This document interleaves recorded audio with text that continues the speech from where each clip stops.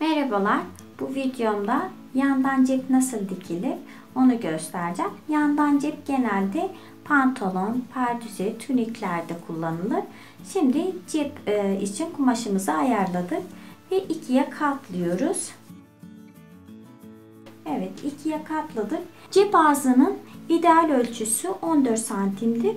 Ben 14 santimden alıyorum. Siz daha küçük veya daha büyük ölçülerde de çalışabilirsiniz.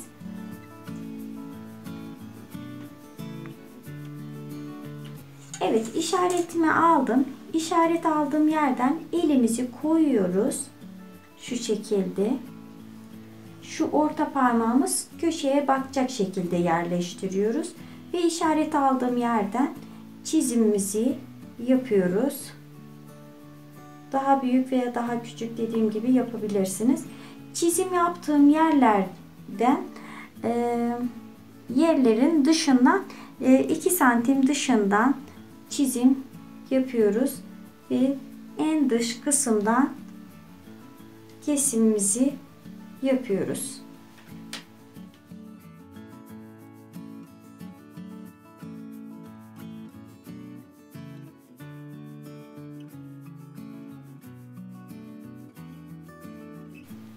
Evet, burada da iki parça kumaşımız var.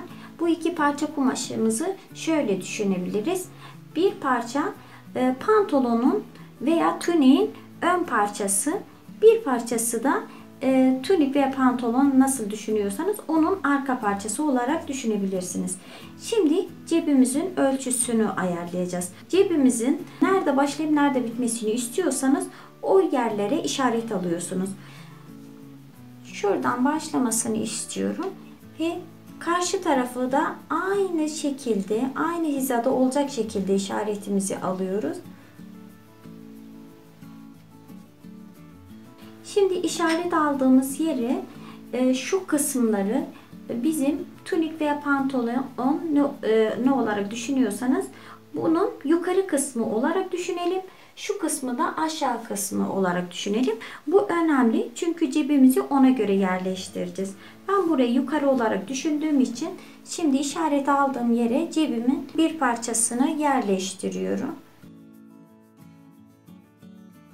Diğer tarafa da aynı şekilde işaret aldığım yere cebimin diğer parçasını yerleştiriyorum. Ve buralarını top iğneliyorum.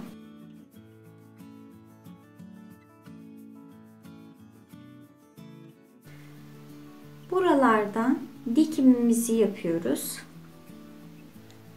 Evet, gördüğünüz gibi cep ağızlarımızı diktik. Şöyle hemen göstereyim.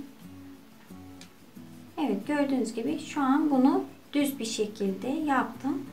Bu diğer parçamızın da düzü bu parçamızın düzüne bakacak şekilde yerleştiriyoruz. Şu şekilde. Ve ceplerin başlangıç noktasını birbirine denk getirecek şekilde ayarlıyoruz. Ve top iğne vuruyorum oraya.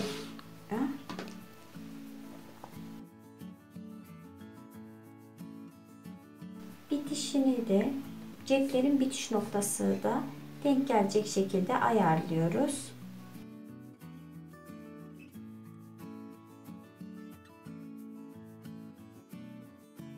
Şimdi bu şekilde top iğneledik. Dikilmesi gereken kısımları anlatayım. Şuradan başlayacağız. Buraya geldiğimizde 1 santim cep kısmından diktikten sonra buradan dikip buraya geliyoruz. Buradan da bu tarafı açık kalan kısmını dikiyoruz. Hatta şöyle hemen size göstermiş olayım dikmeden önce. Cebimiz bu şekilde olmuş olacak. Şuralar açık kalmış olacak. Evet, bu şekilde dikişlerimizi tamamladık. Şöyle göstereyim. Diğer bir ismi de torba cep. Bu cep modelimizin ismi hem yan cep hem torba cep.